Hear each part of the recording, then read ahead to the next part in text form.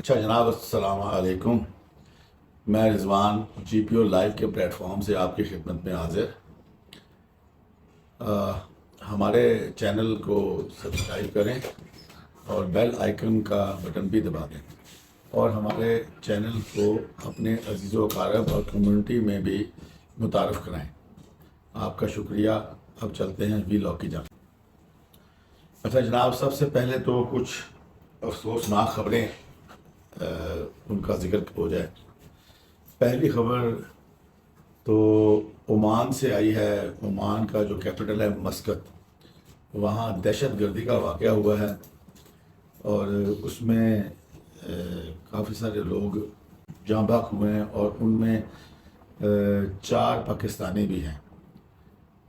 جو ادھر مسقط میں سفیر ہیں، عمان میں جو ہمارے پاکستانی سفیر ہیں، انہوں نے 4 ڈیتھس کا کنفرمیشن کر دی ہے، اور اس کے علاوہ کوئی شاید 25 سے 30 لوگ جو ہیں وہ ہمارے شاید پاکستانی وہ زخمی بھی ہیں اس میں۔ تو اللہ تعالیٰ ان کی مغفرت کرے جی، اور ان کے جو فیملی کے ممبران ہیں ان کو صبر عطا کرے۔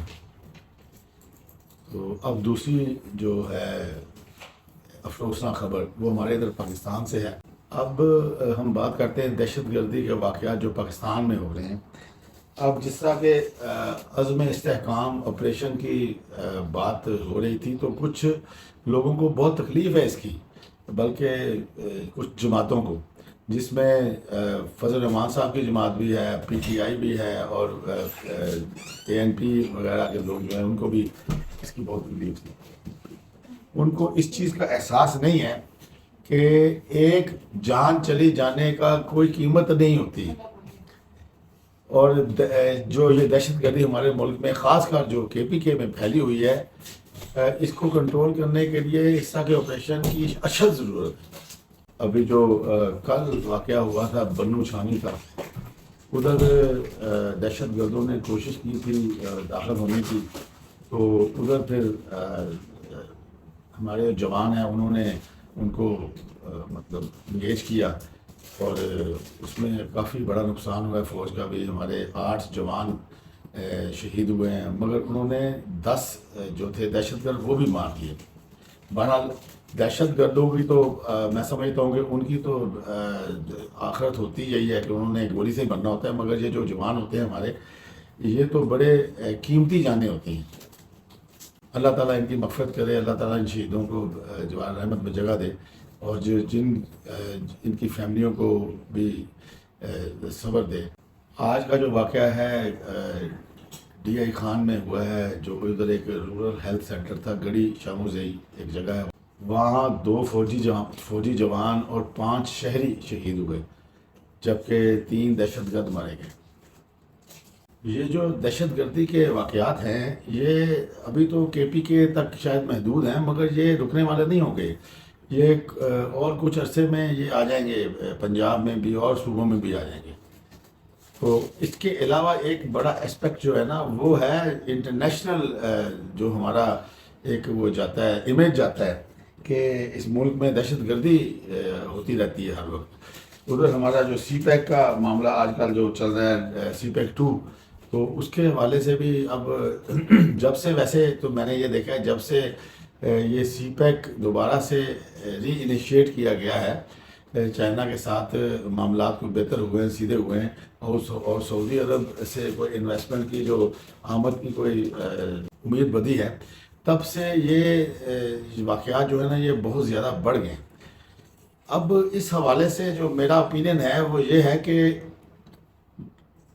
ان کو کنٹرول کرنے کے لیے عزم استحکام جس طرح کہا جا رہا ہے کہ آپریشن کرنا ہے جو کہ ٹارگیٹڈ ہوگا، یہ وہ نہیں، یہ آپریشن جو ہے اس کو ایک سخت آپریشن کی طرح چلنا چاہیے، جس طرح کہ رد الفساد اور اس ٹائپ کے آپریشن چلے ہیں، اور باقاعدہ ان میں علاقے خالی کرا کے اور وہاں سے دہشت گردوں کا صفایا کیا گیا، جو آج سے راحیل شریف کے دور میں بھی چلے تھے۔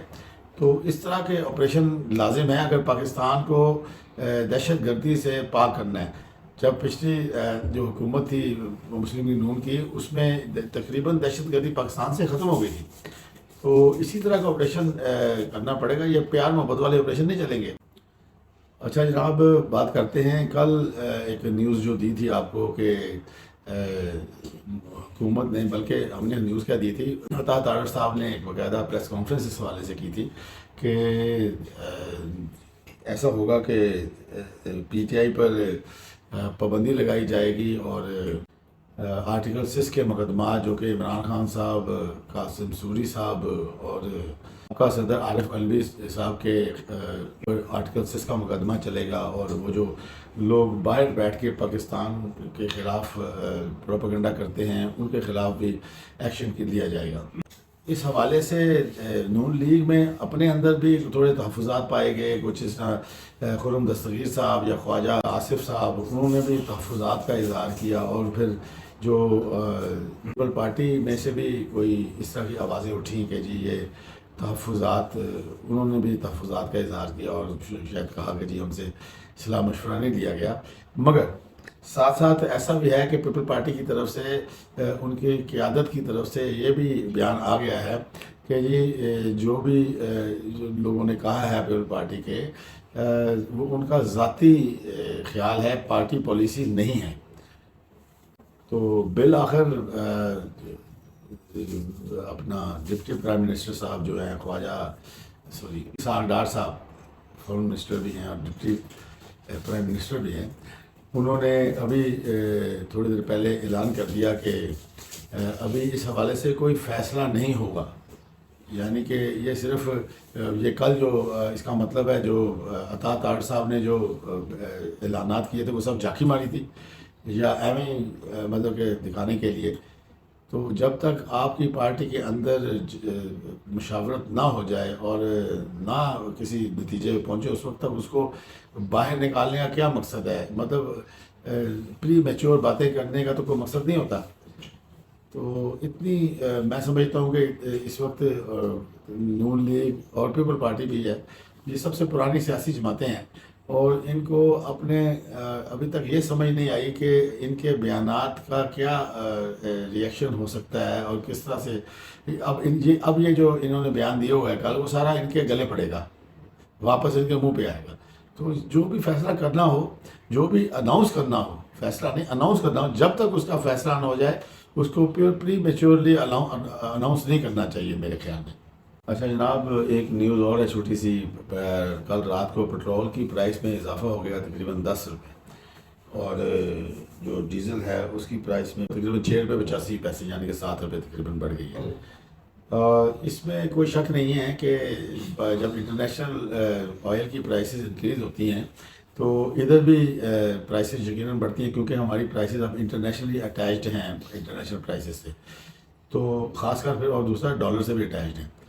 تو اب صورتحال یہ ہے کہ جو بھی ہے، مگر اس کا امپیکٹ جو ہے وہ تو غریب آدمی میں پڑتا ہے نا، یعنی کہ پٹرول مہنگا ہوتا ہے تو ہر چیز مہنگی ہو جاتی ہے۔ ظاہری بات ہے، اگر آپ سبزی یا فروٹ بھی لے کے آ رہے ہو تو اس کا کرایہ بڑھ جاتا ہے، گاڑیوں والے کرایہ زیادہ لینا شروع کر دیتے ہیں، تو آٹومیٹکلی اس کا ریٹ پھر بڑھ جاتا ہے۔ تو اس طرح کا اس کا امپیکٹ، پٹرول کا امپیکٹ تقریباً ہمارے اشیاء ضروریہ کی ہر چیز میں پڑتا ہے۔ گاڑیوں کے کرائے بڑھ جاتے ہیں، لوگوں کے مسافروں کے لیے کرائے بڑھ جاتے ہیں۔ پھر ہمارے پاکستان میں ایک مسئلہ اور بھی ہے کہ ہمارے ریٹ بڑھ ضرور جاتے ہیں، مگر اگر وہی جس طرح پٹرول پیچھے سستا ہوا تھا تو سستا ہونے پہ کم نہیں ہوتے۔ یہ بہت بڑا ایک ہمارے ملک کا مسئلہ ہے، بڑھنے کی طرف فوری طور پہ بڑھا دیتے ہیں۔ یعنی کہ آج اگر پٹرول 10 روپے مہنگا ہو گیا یا 8 روپے مہنگا ہو گیا، انہوں نے اگلے دن ہی کہنا شروع کر دینا، جی تو جی پٹرول مہنگا ہو گیا جی، تو وہ ریٹ بڑھ جائے گا ان کا۔ مگر یہی پٹرول اگر 20 روپے سستا بھی ہو جائے گا تو اس کو کبھی بھی وہ ڈاؤن نہیں کریں گے، وہ بیک نہیں لے کے، نہ کرائے بیک آتے ہیں نہ۔ اس حوالے سے میں سمجھتا ہوں کہ گورنمنٹ کو تھوڑا سا اس پہ کنٹرول کرنا چاہیے کہ بھئی اگر آپ یعنی کہ اگر آپ اس طرح کہیں نا کہ اگر پٹرول 200 روپے میں تھا، جو کرائے اس کے ساتھ ساتھ بڑھتے گئے، اگر وہ پٹرول مثال کو 300 کے کچھ پہ بھی چلا گیا تھا، 300 کچھ سے پھر واپس آیا 260 پہ، 256 پہ آیا، تو پھر بھی کرائے وہی رہے ہیں، مطلب وہ نہیں کم ہوا ہے۔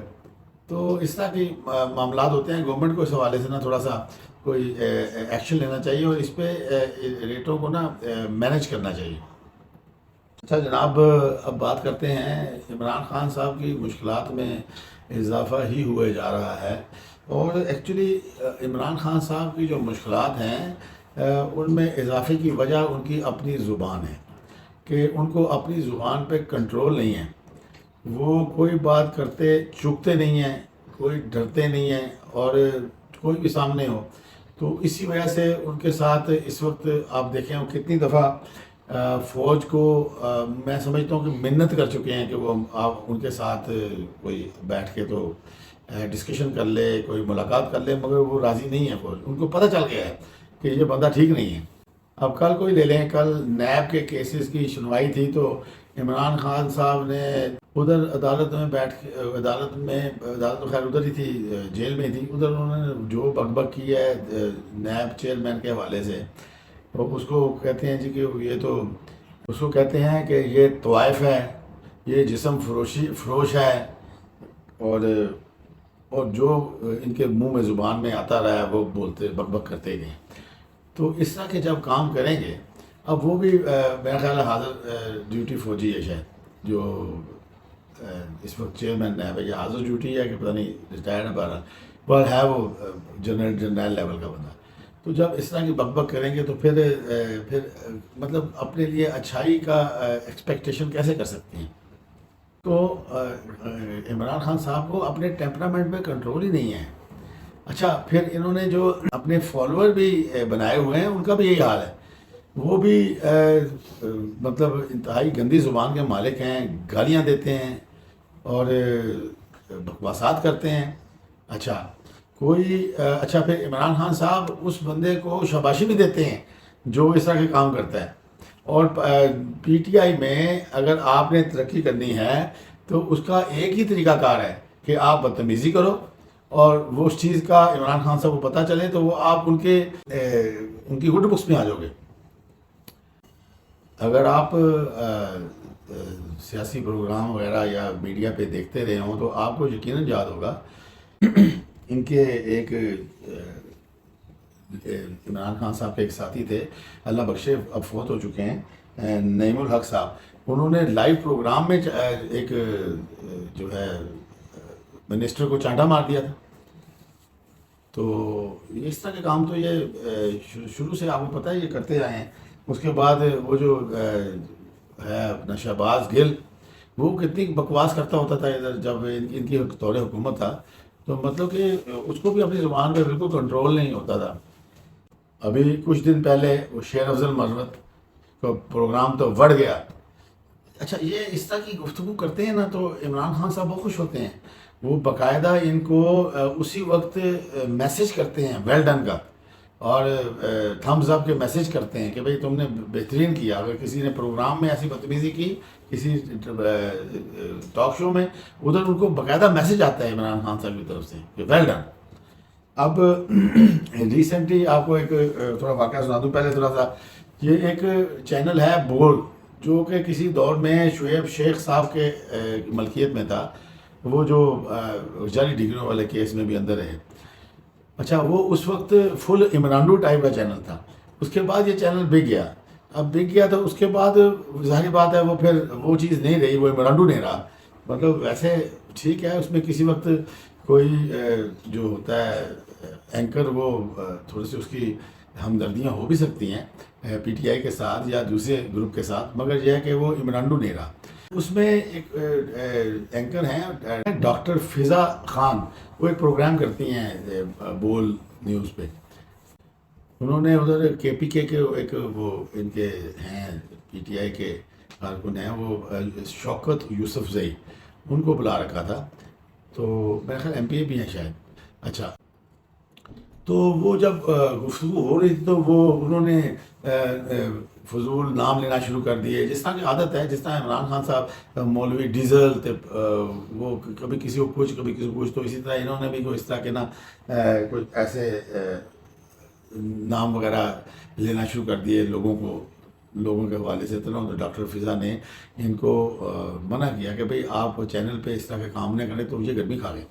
غصہ کھا کے اور پھر بدتمیزی کی، ڈاکٹر فضا کے ساتھ بھی بدتمیزی کی، پھر غصے میں اٹھ کے کہتے میں نہیں تمہارے پروگرام میں بیٹھتا، اٹھ کے چلے گئے۔ تو یہ خود تو ان میں برداشت بالکل نہیں ہوتی، کیونکہ آپ ذرا ان کو کہہ دیں کچھ تو یہ بس آپے سے باہر ہوتے ہیں سارے، تو خود میں برداشت کوئی نہیں ہوتی، سناتے ہیں، سننے کا حوصلہ نہیں ہوتا ہے ان میں بالکل بھی۔ جیسا کہ میں نے پہلے کہا کہ یہ اپنی زبان کا بولا ہوا کھٹ رہے ہیں، یعنی کہ کھا رہے ہیں، یہ ان کو چونکہ اپنی زبان پہ کنٹرول نہیں ہے، تو ان کی مشکلات کی میجر وجوہات بھی، پی ٹی آئی کی مشکلات کی میجر وجوہات جو ہیں نا وہ ان کی زبان ہے، خاص کر عمران خان صاحب کی۔ خیر ان کے سب لیڈران کی بھی اسی طرح کی زبان ہے، خان صاحب سے ہٹ کے بھی، اور یہ اس حوالے سے سمجھنے کے لیے تیار نہیں ہے بالکل بھی، مطلب اس کو ترک نہیں کر سکتے، یہ ان کا ترا امتیاز ہے اور یہ ان کے ساتھ ہی رہے گا، اور جب تک رہے گا میں نہیں سمجھتا کہ یہ پارٹی دوبارہ سے پاکستانی سیاست میں ان ہو سکے گی۔ اچھا جناب، آپ کا شکریہ، آپ نے ٹائم دیا اور ہمارا کنٹینٹ دیکھا۔ اگر ہمارا ویلاگ آپ کو پسند آیا ہو تو اس کو لائک کریں اور شیئر کریں اپنی کمیونٹی میں، اپنے عزیز و اقارب میں، اور ہمارے چینل کو سبسکرائب بھی کریں اور اس کو متعارف بھی کروائیں اپنے کمیونٹی میں اور عزیز و اقارب میں۔ آپ کا ایک مرتبہ پھر شکریہ۔ اللہ حافظ۔